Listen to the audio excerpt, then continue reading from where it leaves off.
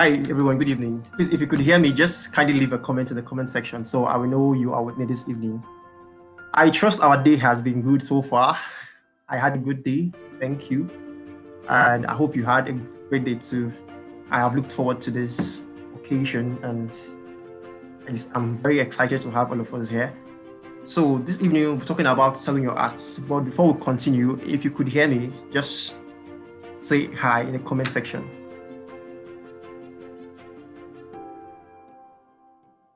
Yeah, Favor Onu, I see you. Hi, Francis. Hi, how are you?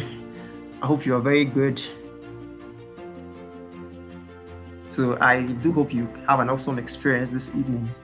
Well, I read through our emails during the application. I saw our responses and I saw our definitions of who a creative entrepreneur is. I saw our different responses as to what was sold, and I have a little idea of our various backgrounds and what we do as artists and as creatives and as entrepreneurs.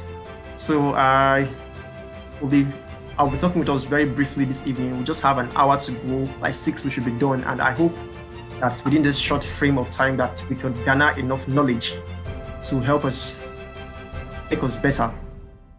Thank you. Okay, today's talk is focused on selling your art. Now, art has various definitions. Art could mean anything from content curation, to photography, to illustrations, to graphics design, to weaving, even to programming. That's an art, to UX design, to paintings and all of that. Art cuts across various sectors. And so the term art is not limited to just maybe probably drawings, and we have this image of selling your art. Okay, we think it's all about drawing and all of those things, but art spans beyond all of those things. So we're looking at the word art on a very encompassing level this evening. So here I said, creating is the less difficult part of a creative's journey. Selling art is a challenge for many creatives suffer. I am a creative for one, and I'm an entrepreneur, and I find creating very easy for me because it is what I was born to do. So creating it's very easy for us. It comes naturally to creatives. But the problem now becomes, how do we sell these things that we create? We just create and our work just lies there, and we don't know how to translate our creation into money. Someone told me sometime, a friend of mine who had this great idea, and she was like, how do I translate these great ideas I have in my head? How do I translate it into something tangible? How do I translate this into income that is sustainable? And with that, I could see the challenge many creatives suffer. I could see the challenge a lot of creatives face, and I could see the challenge they have in selling their art. Because creating is not a problem for them, because that is what they are good at. That is their natural habitat. But the problem for many creatives is selling their art. So many creatives are taken advantage of because they don't know the value of their art, because they don't know the value of what they are creating. So someone walks into their life, and the person just claims to assumes the position of a manager over their affairs. The person assumes manager over their businesses and all of that, this person takes the piece for them and exploits them and leaves them with little or nothing.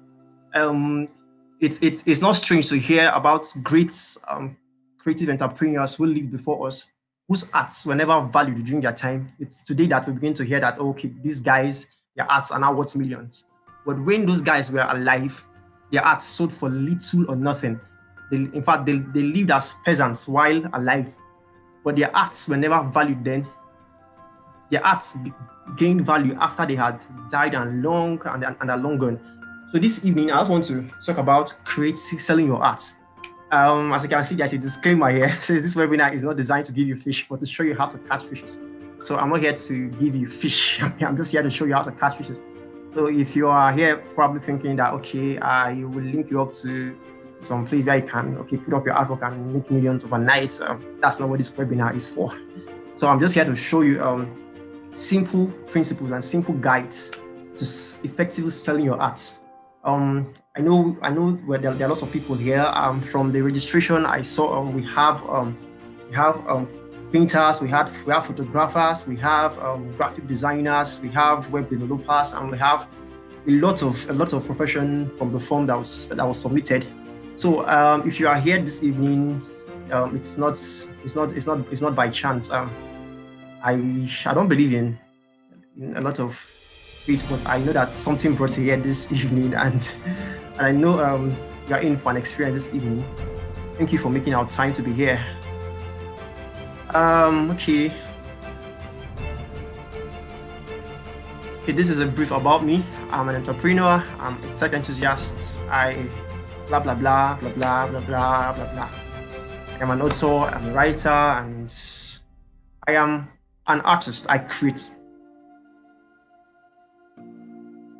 Now, over here, we're looking at the first thing about selling your art. Sell yourself before you sell your art. A great artist, Clement Stone, says, sales are contingent upon the attitude of the salesman, not the attitude of the prospect. So selling your art is predicated upon your ability to sell yourself. Um, many I've met a lot of artists who have this attitude of, okay, someone approaches them, they want to buy probably your painting or something you do, and the person is like, how much do you sell this? And you're like, just give me two k. The price is 4,000 naira, but because of you, I'll give it to you for 2,000 naira. And this is very common among lots of creatives. We don't know how to sell ourselves, and we don't know the value of our personality. We don't know the value of what we create. We don't know the value of the sphere we are in. I define creatives as custodians of the past and present. I also define creatives as prophets of the future.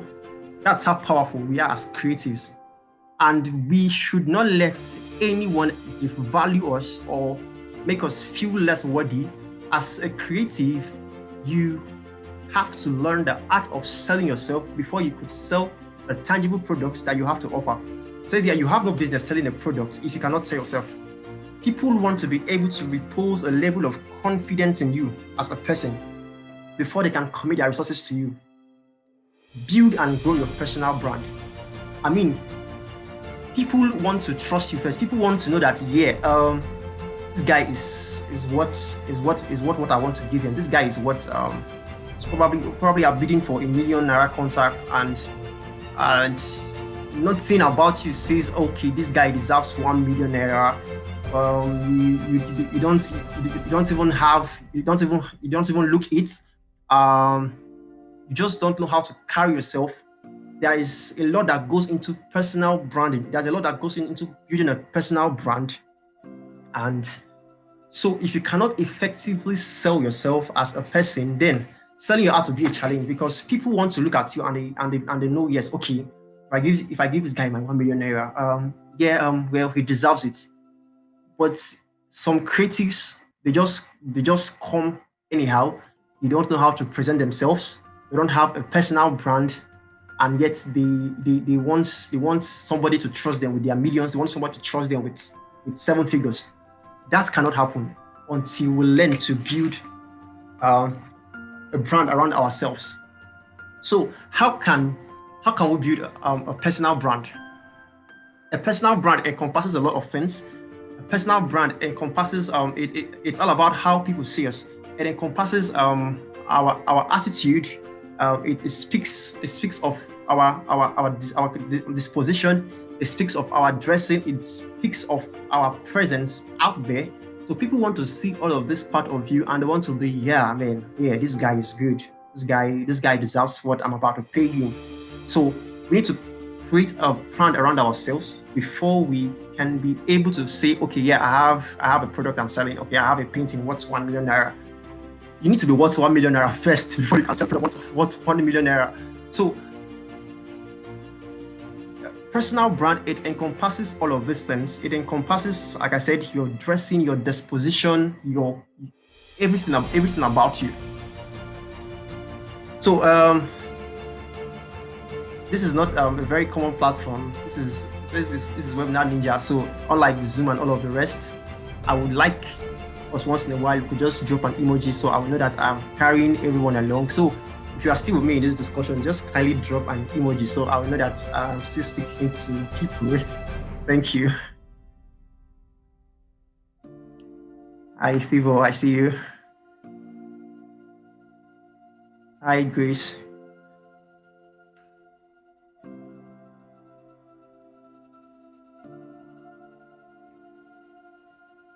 Hi, Oluwole Breakthrough, I see you.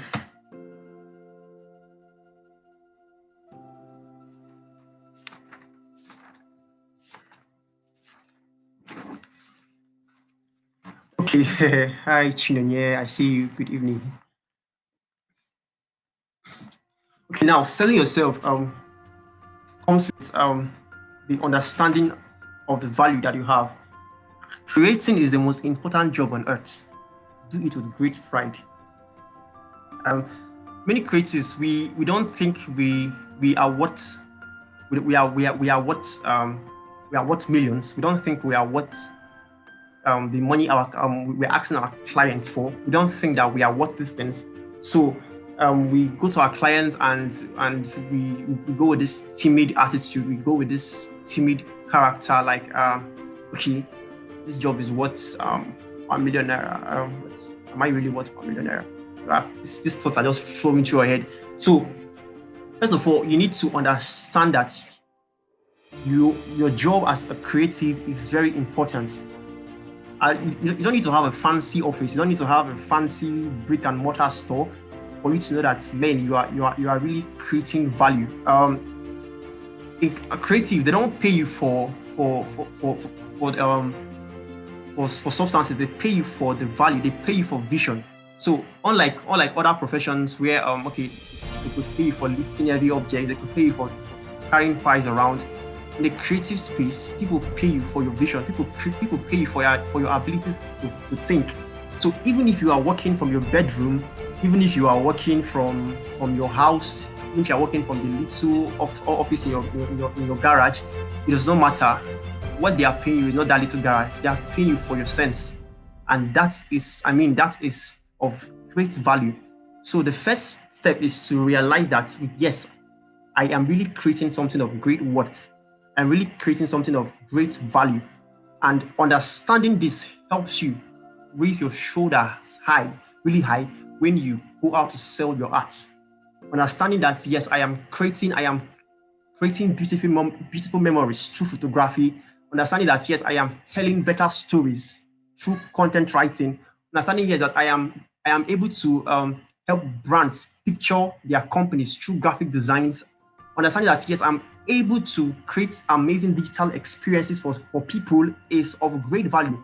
Yes, you may just call it photography, but it's not just photography. You are telling stories. You are creating something beautiful. And it's not surprising that many creatives, they create beautiful things, but their lives are adorned in ashes. They beautify people, they beautify things, they create amazing experiences for companies, they create amazing experiences for brands, but their personal brand, their personal lives don't show it. They create beauty, but they are crowned in dust. So as a creative, you must first realize that what you are creating is of great value. You know, the human mind, so sometimes you create something of value, but people, because they are selfish in nature, they may not want to tell you, yeah, you are really doing something good, because they want to exploit you. But it is left for you to create this value and let people know that, man, I am of great value. Even if you don't say it, I am worth it. I am worth the millions that I am asking for. And you have to show this by your disposition, by the way you talk. You should be able to talk with confidence. A lot of creatives in 2020 in Nigeria, which is the focus of this discussion, we don't really have a presence that depicts that we are creatives. We feel that creativity is a laissez-faire profession. It is serious business. Like I said earlier, creatives are custodians of the past and the present. Creatives are prophets of the future. This 2020 is a year of the pandemic. but it is those photographs that we are taking in 2020. It is those blog articles that we are reading in 2020 that someone in 2030, 2090, year 3000, we know that there was once a year like that when there was a global pandemic that shook the earth. It is because of creatives like us that people will know that something actually happened in 2020. So creatives, we are custodians of the past and the present, and we are prophets of the future. When you go designing products, product design, for those who are into product design, you are creating an experience for people. You are helping people envisage a future that is not yet here, but you are giving them an experience and you are creating something of great value. So next time someone asks you what do you do for a living, and you find it difficult to say, okay, yeah, I'm a graphic designer. You find it difficult to say I am a painter. You find it difficult to say I'm a photographer. Think again, man. Your work is of great value, and understanding this thing is the first step in selling yourself. Understanding that you are worth it. Understanding that yes, you are valuable is the first step to selling yourself. Uh,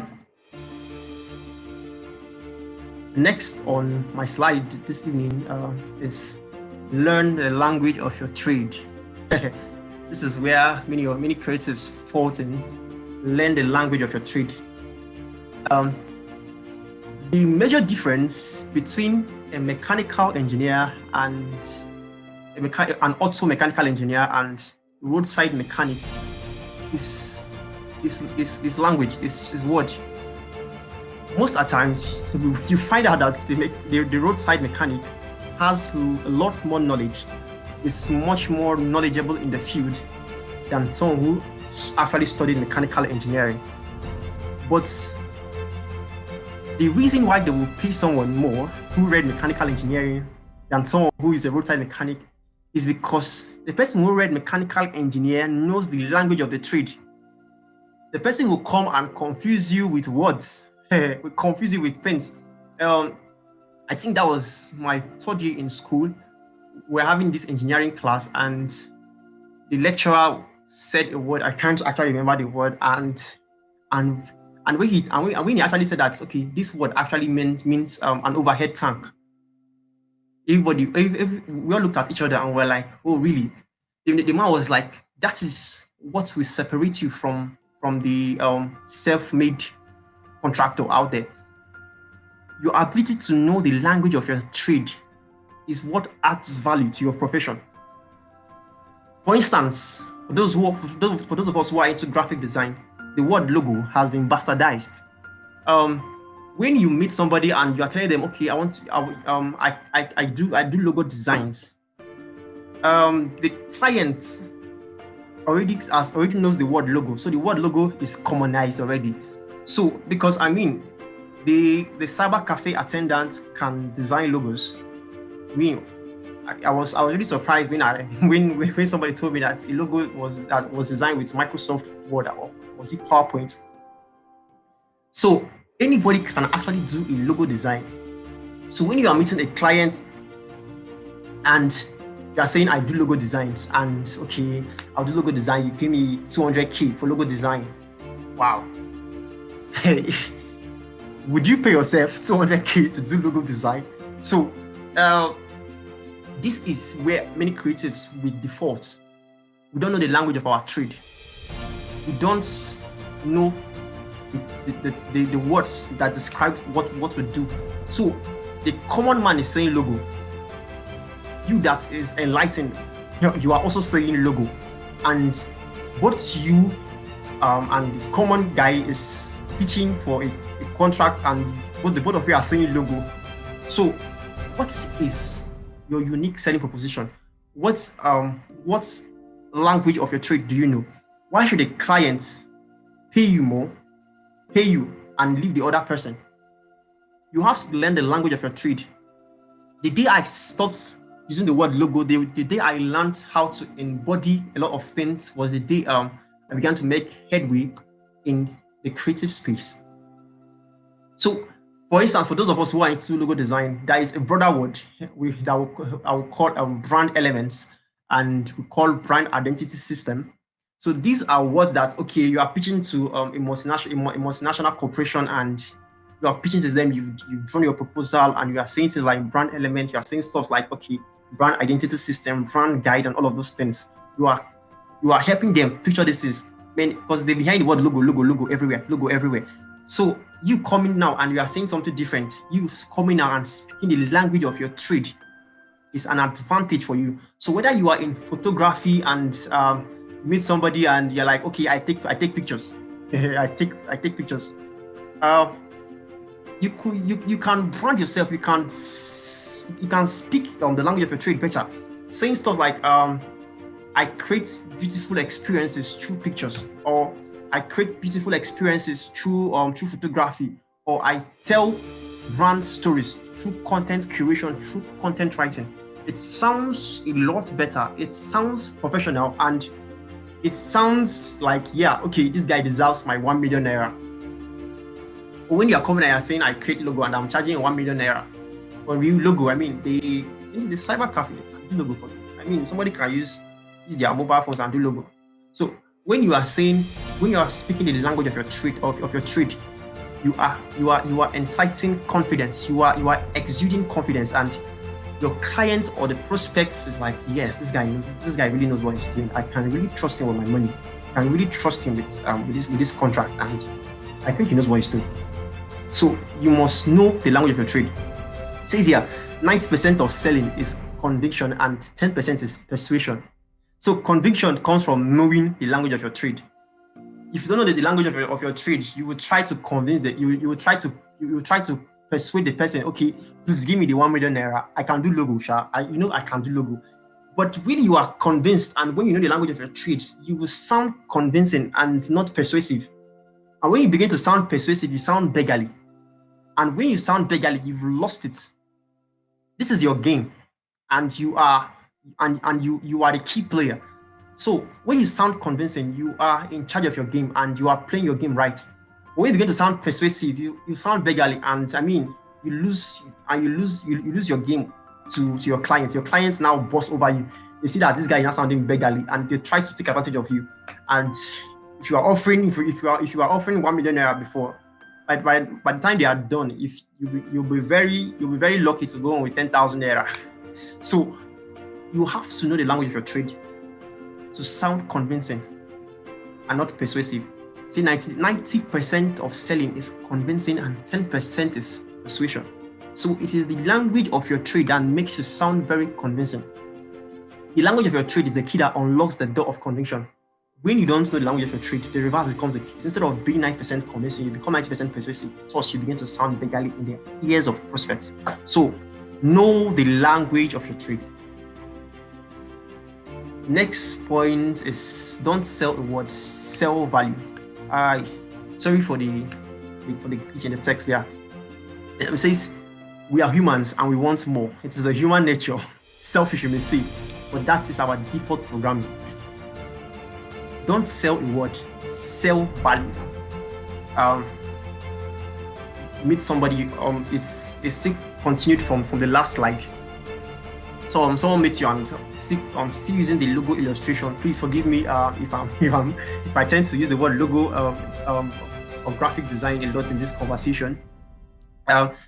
So okay, for someone who is into the creative space in terms of graphic and logo designs, you meet someone and tell somebody you do logo and you're telling them the price of what you do.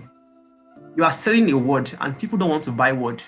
It says many are logical when it comes to spending their hard-earned money. Their first reaction is that they are about to draw water with the baskets and they are afraid that the basket will not hold much. People want to draw water with drum. If they are drawing the water, they know it is carrying enough. For those of us who experience boarding life, I'm very sure we had those moments where we had to share in a plate of gari or in a plate of food, and you are with your friend and probably you have a fork and your friend has a spoon. Your friend will cheat you, but the human mind, the right thing to do is to come with a big spoon also, so you can your friend is scooping, you're also scooping your own. So the clients, they want to know that yes, I'm about to draw water with a drum, and they want to know that it will carry enough things. So So when you are selling logo, in their mind they are drawing basket and it's not gather enough value. So iterate over your value. Let people see the value you are creating. Let people see, okay, yes, I'm about to pay 1 million naira, and the 1 million naira will draw enough water. But when people see their 1 million naira as baskets, they are going to the street to fetch water, and in their mind you will cheat them. So show them plenty things. So let them see the value that you are selling. Still using the logo illustration. In the logo we have things like brand elements, we have patterns, we have iconography, we have mock-ups, we have all of those things. You can tell your client, okay, I'll package this thing and I will give it to you in PDF, EPS, AI, GIF, and all of those things. List everything. Let them see the value you are creating. That way they know that, I did draw better thing. I'm not wasting my money. Don't sell a word, sell value. If you're into painting, don't tell your client that you want to sell something you just drew on canvas with Biro and with your pastel and all of those things. Let them see value. Let them see and feel value. Let them have this notion that yes, they are about to draw water from your well, and they are about to draw it with buckets. That what you are giving them to draw water is bucket and not basket. Let them know that, man, okay, I'm about to draw this and I'll carry enough things. So people want to see value. So don't sell a word, sell value. We are humans and we like plenty things. We like to draw plenty things. See, in this part of the world, we like quantity over quality. In school, there is one that sells quantity, called the call madam quantity. She sells a lot of things. I've not been there, but I've had testimony. I never went there, but I had testimonies of people that went there, and they're like, she sells, you buy food of 20 naira and you get a lot of things. That's the human mind. Human mind, we prefer quantity over quality. So, but that's not to say that you shouldn't offer quality. Offer quality, but let them see the value in the quality you are offering. Let them see that yes, they are getting enough for what they are paying. Still continuing from the last slide, it says iterate over your value offering. Have you pondered on why products have a pricing page? For instance, you go to Zoom or you go to some platforms and you see pricing page, pricing plan. They are iterating over their value. Tables and lists are a way of tricking the mind into believing that one is getting more for less. Pay A, get A, B, C, D. Pay B, get A, B, C, D, E, F, G. So don't sell to someone else a value that you sold somewhere else for less. Okay, we'll come back to this and we'll come back to the last paragraph. So iterate over your value offering. Let people see the long table and the long list. Let people see that yes, the bucket they are using to draw the water from your creative space is enough to draw enough. Let them believe that you're not giving them baskets to draw value. I'll come back to the last paragraph here. So this right here is a pricing page. I think this is from Zoom. Yes, I think this is Zoom's pricing page. Look at the tactic employed in pricing tables. Watch that as you go from free to pro to business. Watch as the value increases.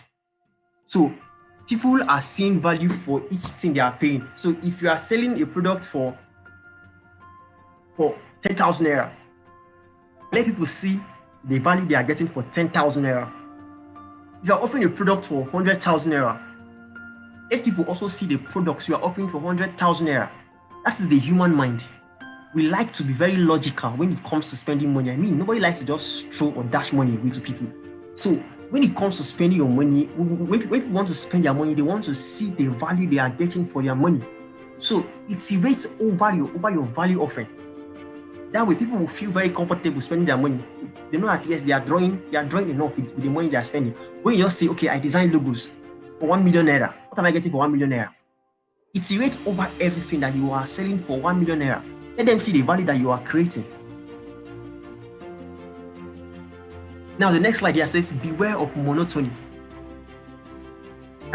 Says you must always be in sync with your inner entrepreneur. I would like to use these guys to illustrate this module. Apple, for instance, over the years, I won't be wrong when I say Apple, they've sold basically architecture. For me, that's what Apple has sold over the years, because with each Apple product, you still get the same Safari browser, the same Apple Music, and all of those things, Apple Podcasts, and all of those things with each version. So basically, what people are buying is architecture. And I would also be wrong if I say 80% of Apple users don't use the full specs of Apple. Most people buy Apple because of its sophistication in terms of looks and architecture, and also the camera. So this is what Apple sells over the year. Okay, somebody says he can't hear me. Fumilayo. So is it just Fumilayo, or can we all hear me? Fumilayo says he cannot hear me. Can anybody else hear me? I want to be sure that it's from Fumilayo's end. So please, if you can still hear me, just kindly drop an emoji so I will know. Okay, Grace says she can hear me. So Fumilayo, I think it's probably from your end, because everyone else can really hear me here. So over the years, what Apple has sold over the years is architecture. And a proof of this is with the iPhone 11 that came out. iPhone 11 came out with this awesome camera. So as a proof that what iPhone 11 was actually selling is architecture, was that people now manufactured the dummy lens of iPhone 11 that you can actually put on another iPhone and to look like iPhone 11. That's a proof that what iPhone is selling is architecture. So iPhone did not stop at iPhone 4 and iPhone 5. Every year they release new products. They created variety, and they spiced up their products. So as creatives, you need to spice up your art. You need to spice up what you do. You need to create as many products as possible as you can. Spice up what you do. For some people, they may like sophistication. Okay, that will be in the next slide. So don't be a creative who sticks to just one thing. As a creative, you have various ways of earning from your art. It's that you can make money from creating. You can make money from teaching your art. There is an inner entrepreneur in all of us. As children, I'm very sure we did trade by barter with our siblings growing up. I went to this school I went to this secondary school. We did this trade by barter during lunch. If today is probably they are serving beef today. Okay, I'll give you my beef. On Friday, you give me your pancake. We did trade by barter. So we all have the entrepreneur in all of us. So you say you don't have the entrepreneur in you, then I think you are lying. We all have the entrepreneur in us. So it's left for you to find your inner entrepreneur and be in synchrony with your inner entrepreneur in your creative space. So there is an inner entrepreneur in all of us. So you have to be in sync with your inner entrepreneur. Find multiple ways of doing things. As an artist, find multiple ways of engaging with your art. Find multiple ways of creating stuff. You may be creating the same thing, just like Apple that creates basically the same thing but different architecture. So every year they come up with a new product, and the difference is almost the same, except little difference in camera. But the difference is just architecture. They are selling architecture, and people are just buying the sophistication. Apple they play their game. Apple's target audience are people that like sophistication and user experience. So Apple, they are giving their audience what they really want. So beware of monotony in your art. The American novelist and designer said something very striking. He said, beware of monotony. It is the mother of all deadly sins. If you keep doing the same thing over the years and you are repeating the same thing, you're not spicing up what you do, you will go broke. So to sell your art, you need to create various channels and various streams. If A sells 10%, B should sell at least 30%. Create different strategies, so that if A sells doesn't sell more, B would sell more. If B doesn't sell more, C will sell more. So create different strategies and different mediums. Spice up your art.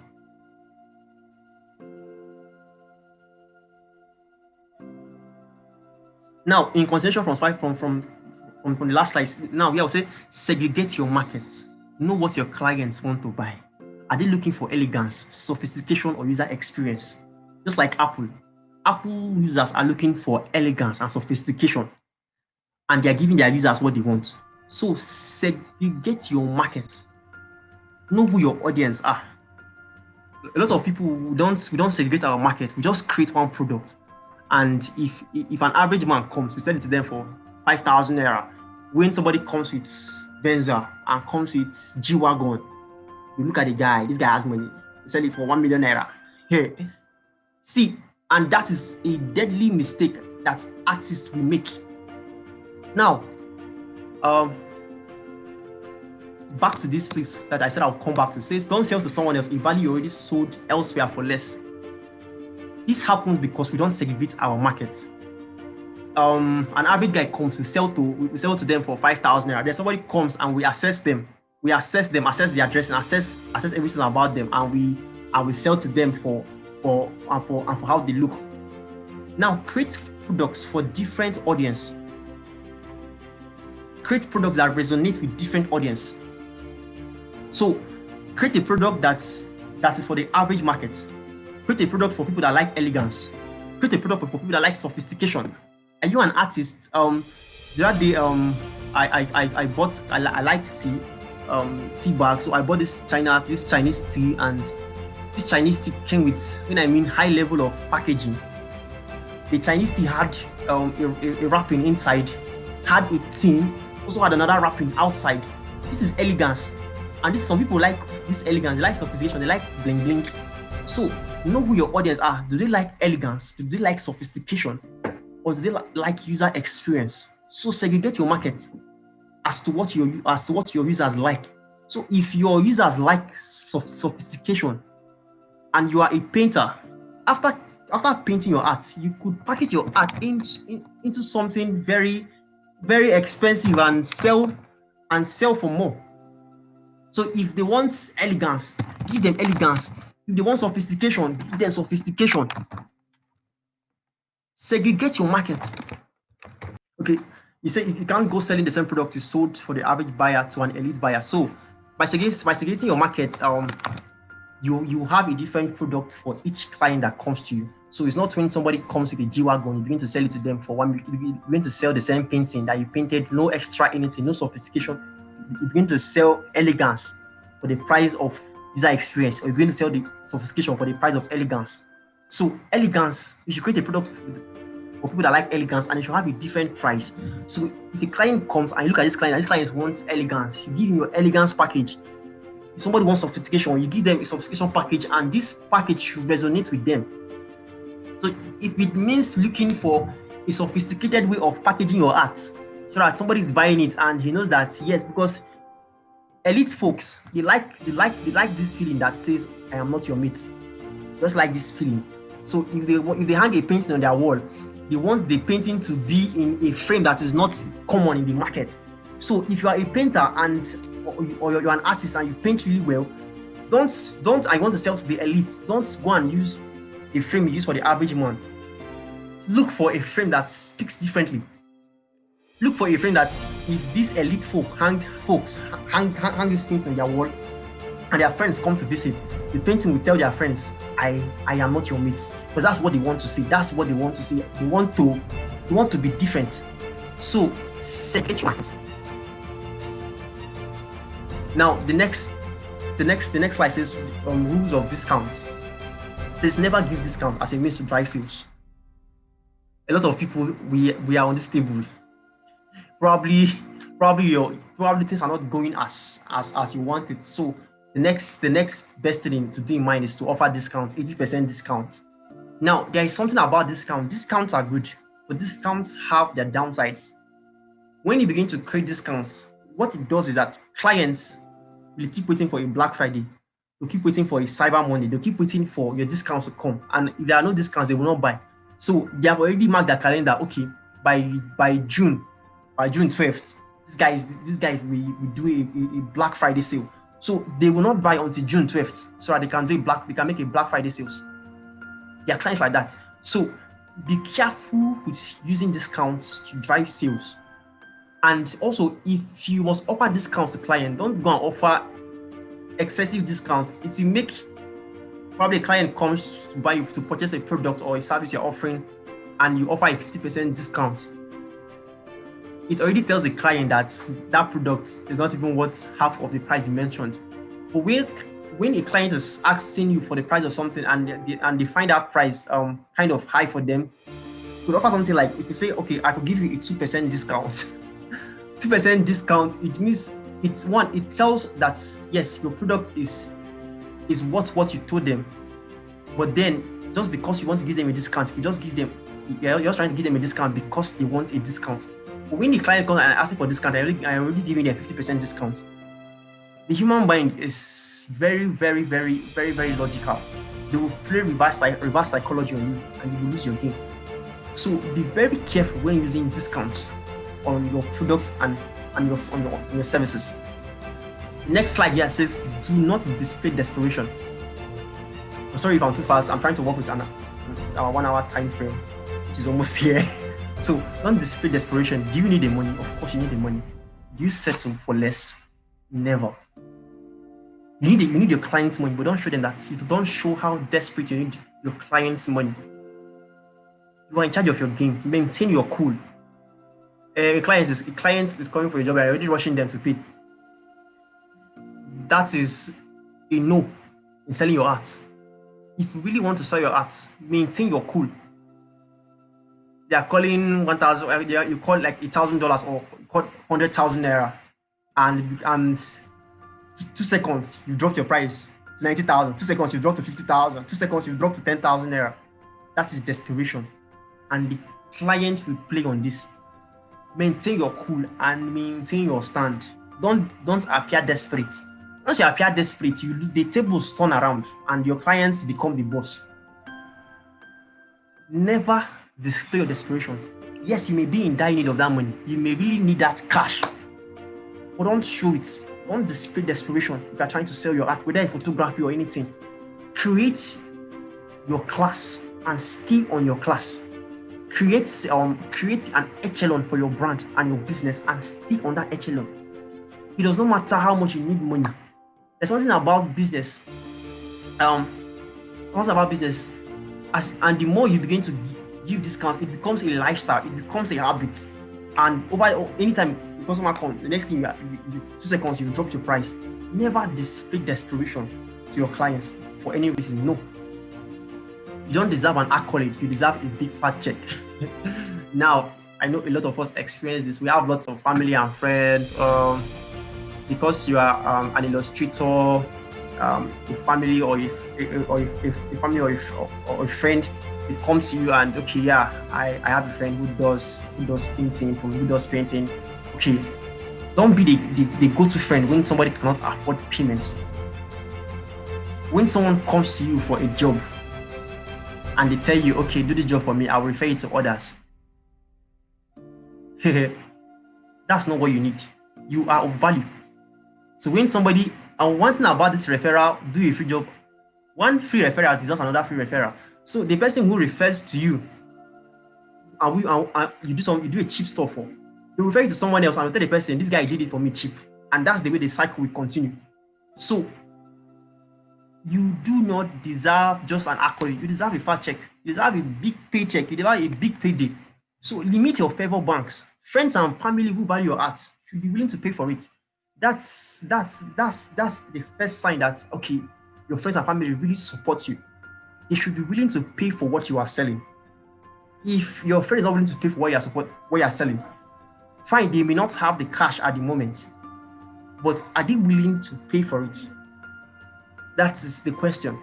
So limit your favor bank. You deserve a big fat check. You are of value. Don't undersell yourself for any reason. Don't undersell your art. Not even to family or to friends. I'll be opening the The question section is on. So if you have any questions as we are rounding up, just drop your questions in the question section, and I'll take the questions. Now, coming to the end of this slide, it says these steps. It says telekinesis and telepathy are not options in the growth cycle. A lot of folks, they just start up and you want to make it big in 2 days, want to make it large in 2 months. You must first crawl, you must first walk, you must run before you can fly. I know sometimes our mind will tell us that, man, my guy, you can fly now, just fly. Just shut your mind up and enjoy the growth process. Enjoy the growth process. Even if you think that you can fly or you think you can run, be patient with the growth process. You must grow from drinking milk to chewing and cracking hard nuts. You must first learn to crawl before you can walk and eventually run. Be wary of your mind when it tells you that you are ready to run when you have not even walked. So enjoy the growth process. Enjoy your baby steps. As creatives, we want to make it large, sharp. It's nice to be very ambitious, but don't, for any reason, leave a rung on the ladder. You must follow the rungs till you get to the echelon that you envisage. So enjoy your baby steps. Now, the next slide says, try again. Nelson Mandela said, I never lose. I either win or I learn. So in the creative space, it's either you win or you learn. There is no failure. Pick up lessons as you go. Shake out the dust. As a creative entrepreneur, you must learn to grow thick skin. When someone rejects you, don't take it personal. It's part of the growth process. No, we're not paying you for this. We are not working with you. This is not working out. These are some phrases and more that you will find along your path. But should this deter you? The answer is no. Try again. It is the journey, it's the path you've chosen, the creative path. You've chosen the path, so stay on the path. There is no failure. It's either you win or you learn. So pick up lessons as you go.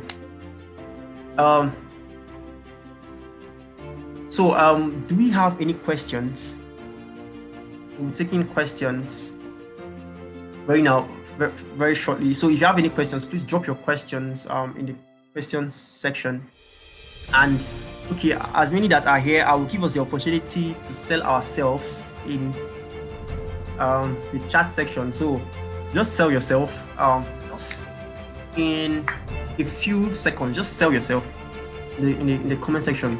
So let's see if we really land a few things this evening. So if you are a photographer, just sell yourself in the comment section. So let me see if you really understand who you are as a creative. Okay, someone just asked, how do I go about placing price on a painting I just started? Is there a formula for it? Okay, there is no formula to placing a price on the paintings or for a startup.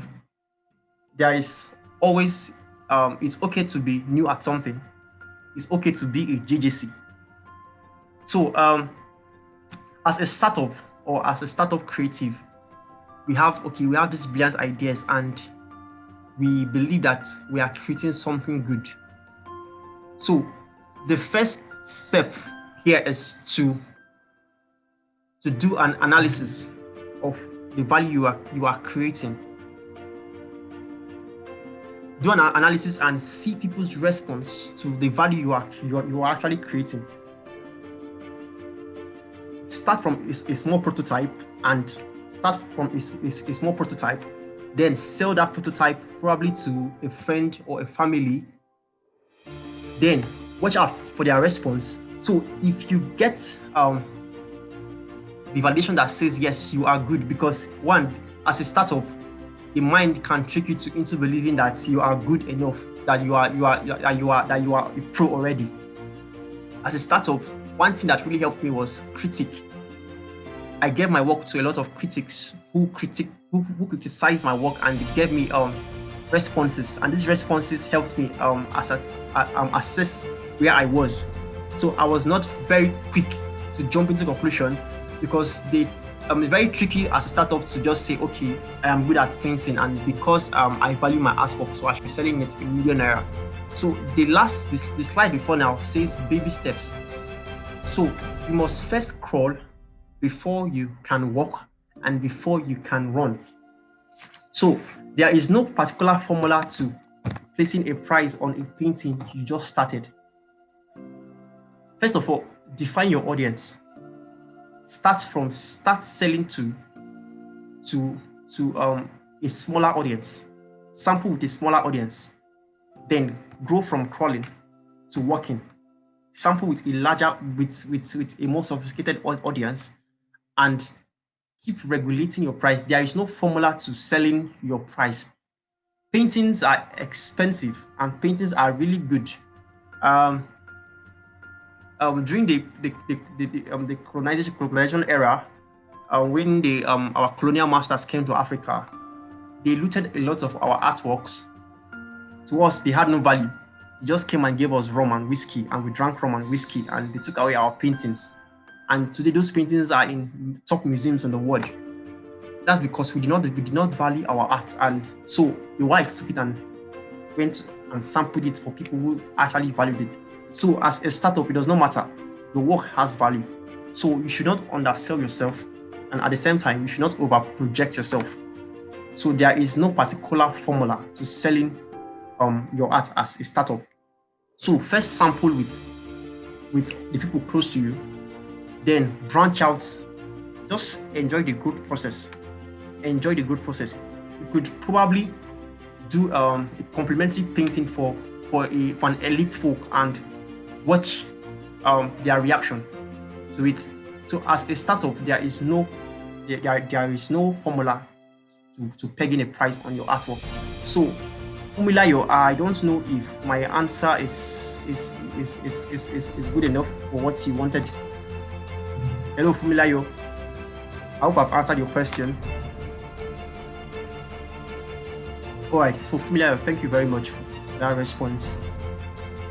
So I'm running up any time from now, so the floor is still open to sell yourself in the comments or in the chat section. So whatever you do, let's just sell yourself. Put up your profile, your social media handles. If you have a website, put it up there and see what you really do. Are you an artist? Are you a photographer? Let the world know what you're actually doing. So just we have a few moments for that, and we'll wrap this up for today. So I'll give us some time to do that. So meanwhile, the question sections are still open. So if you have any question, please drop your question so I can quickly answer it. Breakthrough says, can we possibly get an audio recording of this class? Sure. After this class, I'll put up the recording on YouTube. So it will be available after now for viewing through emails, and I hope to keep in touch with all of us. Thank you very much. Thank you, Favor, for your feedback. Thank you, Grace. Thank you, all of you. Thank you, gracias, and see you some other time. My Instagram handle and LinkedIn at EasyExcel. So if you want to know more about me, you can just check out my page and connect with me. I would like to connect with each and every one of us that attended this webinar, and I would like to see all of us do amazing work in our different spaces. Thank you very much. Thank you for joining me, and have a wonderful night rest. Goodbye.